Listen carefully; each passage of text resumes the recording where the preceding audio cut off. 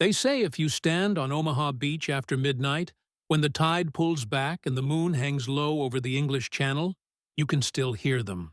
The screams, the German machine guns, the prayers whispered in 1,000 different voices.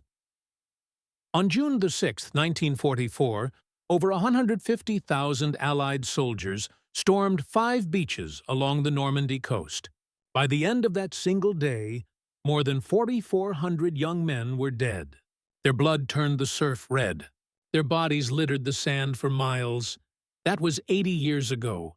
But the night watchmen, the local fishermen, the hotel staff who worked the graveyard shift, they'll tell you those boys never left. And tonight, we're going to hear their stories. Real accounts from real people who guard these beaches when the sun goes down and the tourists go home. Because what happened on D-Day didn't just change history. It scarred the land itself, and some scars never heal.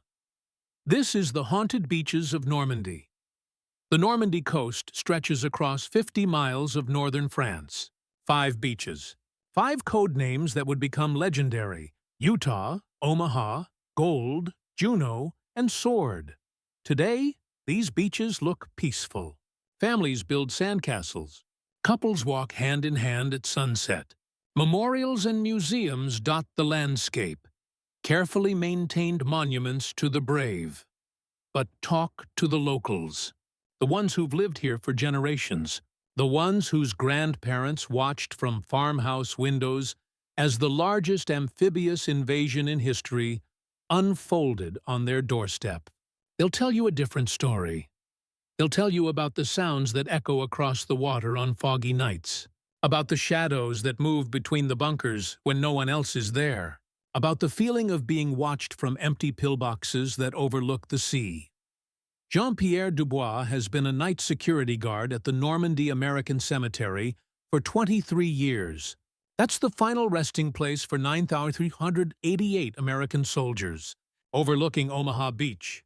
He works the midnight to 8 a.m. shift, alone, walking between 9,388 white marble crosses, and he's never once felt like he was by himself. But before we hear from Jean-Pierre, we need to understand what happened here. Because you can't comprehend the hauntings without understanding the horror, the sheer, incomprehensible violence that took place on these beaches in a single morning. June 6, 1944. 6:30 a.m., the ramps drop on the landing craft. At Omaha Beach, the first wave of American soldiers step into water that's chest-deep, freezing and churning with current. They're weighed down with 60 pounds of equipment. Many drown before they even reach the sand. Those who make it to the beach are met with a killing field. The German defenders, positioned in concrete bunkers 100 feet above the beach, have clear sight lines for 3,000 yards. They're armed with machine guns, mortars, and artillery. The beach is mined. The obstacles in the water are rigged with explosives. The Americans have nowhere to hide. In the first hour at Omaha Beach alone, casualty rates reached 90% for some units. The water turned red. Body parts floated in the surf. Young men, most of them teenagers, crawled over the corpses of their friends to reach the seawall. Those who made it there pressed themselves against the concrete, pinned down, unable to advance, unable to retreat. Medics ran into machine gun fire to save the wounded, only to be cut down themselves. Officers who stood up to lead their men forward were immediately shot. Some landing craft took direct hits before the ramps even dropped, killing everyone inside instantly. The sound was deafening, constant. The screaming of shells, the chatter of machine guns, the cries of wounded men calling for their mothers, for medics, for God. For 6 hours, it was hell on earth. And that was just Omaha, the bloodiest of the 5 beaches. Yes, but not the only one where men died in droves. At Utah Beach, paratroopers dropped inland were scattered across miles of enemy territory. Many landed in flooded fields and drowned, dragged down by their equipment. At Juno Beach, Canadian forces fought through withering fire, taking heavy casualties as they pushed inland. At Sword Beach, British commandos waded through chest-high water under constant bombardment. At Gold Beach, men burned alive in tanks hit by German artillery.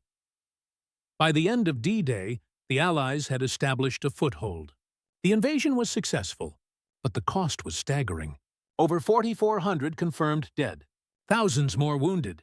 And those are just the official numbers. The chaos was so complete that many bodies were never recovered. Some were buried where they fell. Others were taken by the tide. The land here absorbed that trauma. The sand, the water, the very air was saturated with death and fear and desperate courage. And according to those who work here after dark, it never let go. Jean-Pierre Dubois is 58 years old. He's worked night security at the Normandy American Cemetery for more than 2 decades.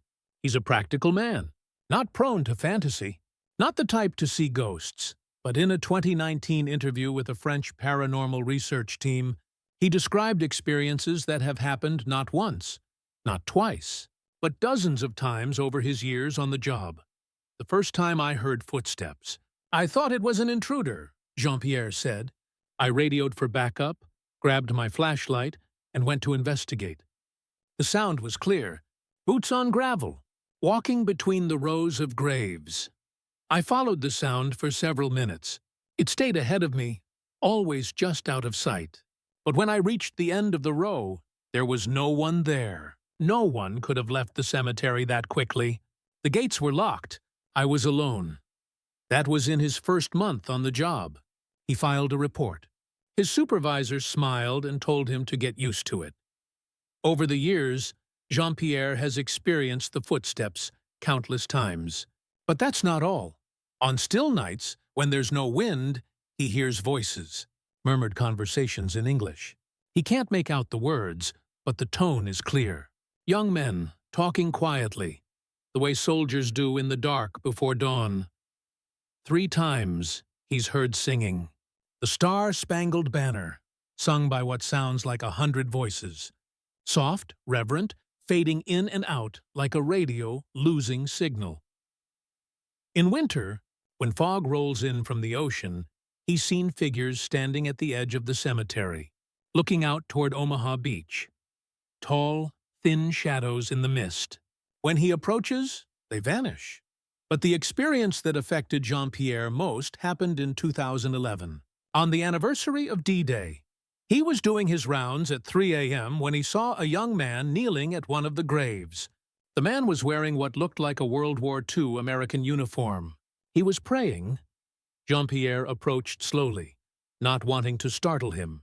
He assumed it was a reenactor, perhaps someone who had stayed behind after the day's ceremonies.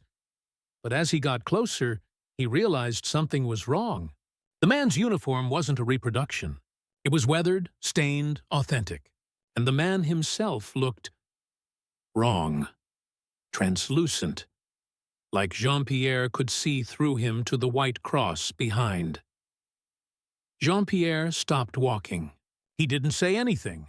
He just watched. The soldier finished his prayer, stood, and looked directly at Jean-Pierre. He was young, maybe 20. He had a face that Jean-Pierre would never forget. Sad eyes, a slight smile, and then he was gone. Jean-Pierre walked to the grave where the soldier had been kneeling. He shined his flashlight on the cross. The name engraved there was Private James R. Miller, Ohio. Age 19. Killed June the 6th, 1944.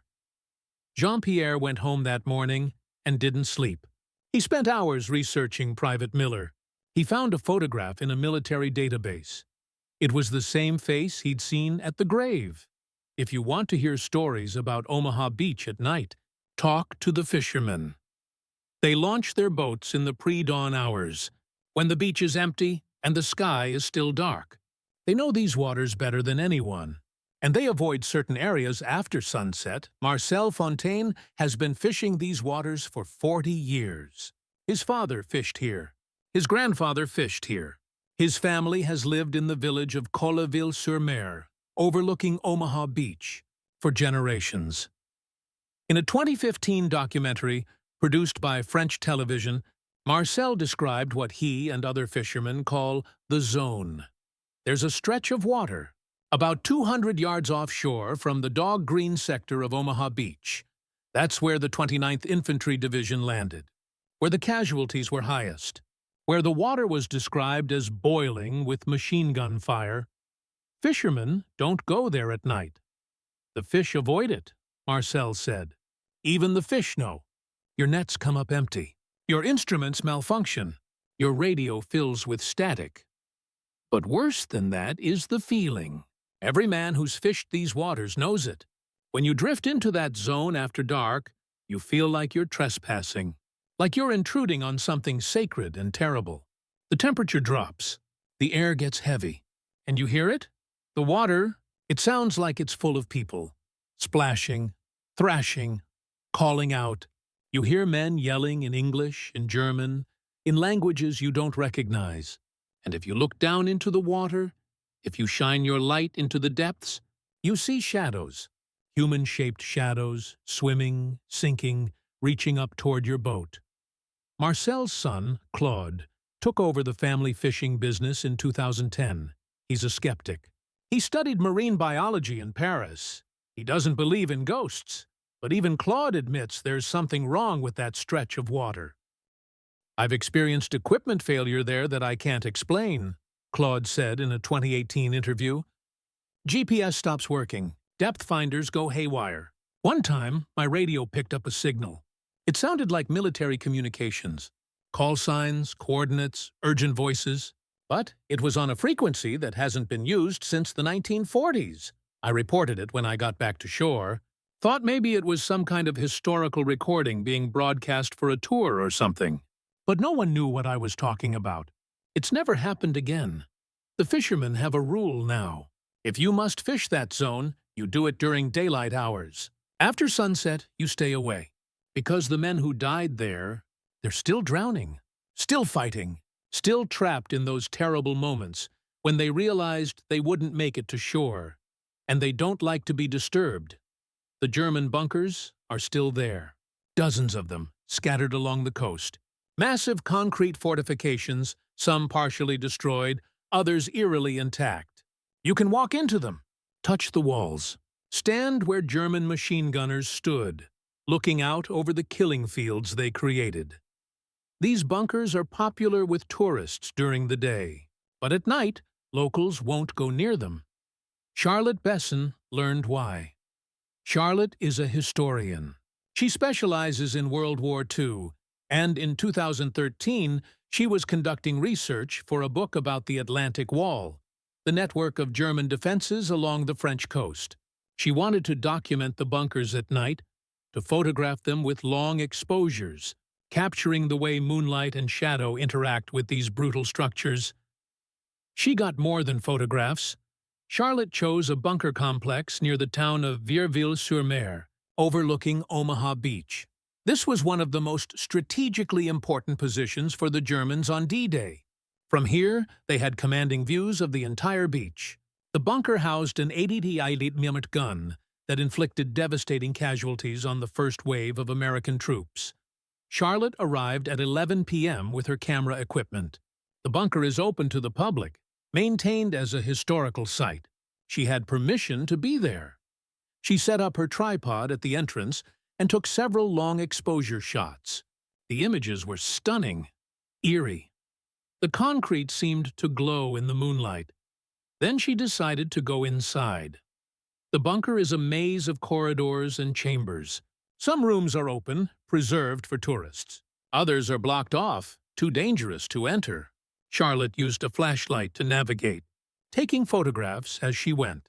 In the main gun room, where the 88mm cannon once sat, she felt the temperature drop. Significantly. She could see her breath. That's when she heard the German voices. At first, I thought it was a recording, Charlotte said in a 2016 interview. Some museums use audio to enhance the experience, but this bunker doesn't have that. And the voices weren't coming from speakers. They were all around me, echoing off the concrete. The voices were sharp, aggressive, shouting orders. I don't speak German fluently, but I know enough to understand they were military commands. Feuer! Fire! Nachladen! Reload! Charlotte backed out of the gun room. She was shaking. But as a historian, her curiosity overcame her fear. She raised her camera and took several photographs. When she reviewed the images later, she found something that made her blood run cold. In the photographs of the gun room, there are shadows, human-shaped shadows, multiple figures positioned as a gun crew would be. One shadow appears to be crouching by where the ammunition would have been stored. Another stands where the gunner would operate the weapon. These shadows don't correspond to anything in the room. There's no logical light source that would create them, and they only appear in the photographs taken after Charlotte heard the voices. She's never gone back to that bunker at night, but others have. And they've had similar experiences. There are reports from multiple visitors of hearing German voices in the bunkers, of feeling sudden, inexplicable cold, of seeing shadows move in the peripheral vision. One account, from an American veteran's son visiting in 2017, describes hearing a German soldier screaming, not yelling orders, screaming in pain. When he traced the sound to a collapsed section of the bunker, he found scorch marks on the walls. Old scorch marks. The kind left by flamethrowers. The Americans used flamethrowers to clear bunkers on D-Day. They'd pour fire into the gun slits, burning alive anyone inside. Those men died in agony, in the dark, trapped in concrete tombs. And according to those who've heard the screams, they're still dying. Between Utah and Omaha beaches, there's a cliff, a 100-foot-tall limestone cliff that juts out into the English Channel. The Germans fortified it with bunkers and artillery. From here, they could rain fire on both beaches. The cliff had to be taken. On D-Day, 225 U.S. Army Rangers were given an impossible mission: scale the cliff under enemy fire, destroy the guns, and hold the position. They launched their assault at 7:10 a.m. Climbing ropes and ladders were fired from boats offshore. The Rangers began their ascent, while German soldiers above threw grenades and fired down on them. It took 30 minutes of brutal fighting. By the time the Rangers reached the top, they'd suffered heavy casualties. And when they got there, they discovered the guns had been moved inland. They pushed forward anyway, found the guns, and destroyed them. For 2 days, those Rangers held Pointe du Hoc against German counterattacks. They were surrounded, low on ammunition, taking casualties constantly. By the time they were relieved, only 90 of the original 225 were still able to fight. Today, Pointe du Hoc is a preserved battlefield. The craters from bombs and shells still scar the landscape. The bunkers remain, battered and broken. You can stand at the edge of the cliff and look down at the beach below, imagining the courage it took to make that climb. But if you visit at night, you might experience what Park Ranger Thomas Whitmore experienced. Thomas worked for the American Battle Monuments Commission, which maintains U.S. military cemeteries and memorials overseas. Pointe du Hoc is one of those sites. In 2009, Thomas was assigned the night shift during a renovation project. His job was to watch over the equipment and ensure nothing was vandalized. He'd heard the stories, local legends about ghosts at Pointe du Hoc. He didn't believe them. On his third night, at approximately 2 a.m., he heard climbing sounds. It was metal scraping on rock, Thomas said in a statement he gave to his supervisor. Rhythmic, like someone using climbing equipment. I grabbed my flashlight and radio and went to investigate. When I reached the cliff edge, the sound stopped. I looked down. The beach was empty. The water was calm, but I could swear I'd heard someone climbing.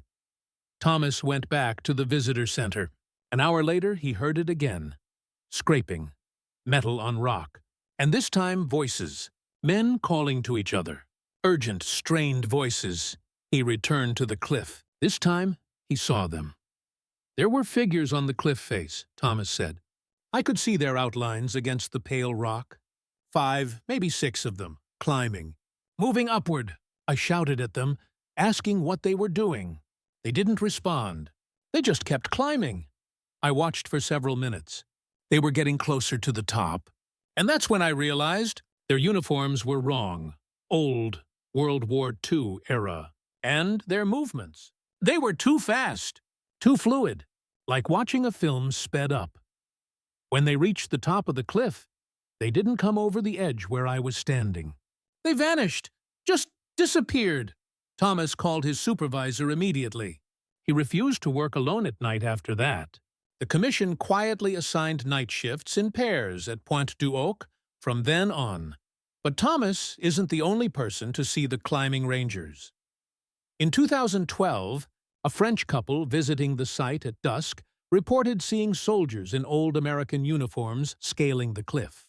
They assumed it was a reenactment and stayed to watch. But when the soldiers reached the top, they disappeared. In 2015, a group of American veterans' families, staying late for a private ceremony, heard the climbing sounds.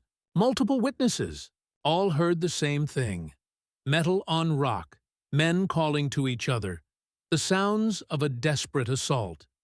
The Rangers who climbed that cliff on D-Day performed one of the most heroic actions of the war. Many died on that cliff face, shot by Germans above, falling to the rocks below. And some, it seems, never stopped climbing, never stopped trying to complete the mission, trapped forever in that moment of courage and terror, scaling the impossible cliff, rushing toward almost certain death, because that's what heroes do, even after death. There are dozens of hotels along the Normandy coast. Many were here during the war. Some served as German headquarters. Others were commandeered after D-Day as field hospitals for wounded Allied soldiers.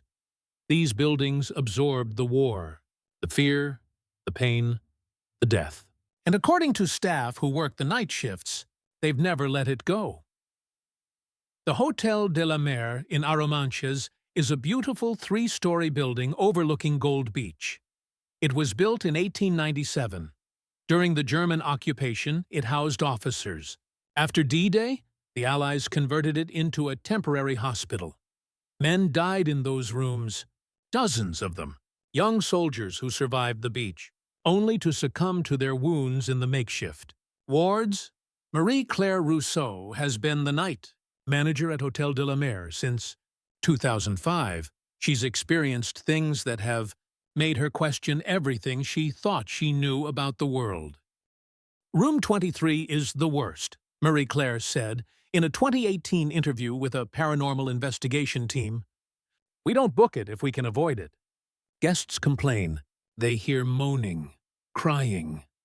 Some have seen a young man lying in the bed, covered in blood. One guest, an American tourist, woke up in the middle of the night to find a soldier standing at the window, looking out at the beach. She screamed. The figure turned to look at her, then walked through the wall. The hotel has documentation of these incidents. Guest complaints, requests to change rooms, even a few refunds issued to guests who refused to stay after their experiences. But it's not just room 23.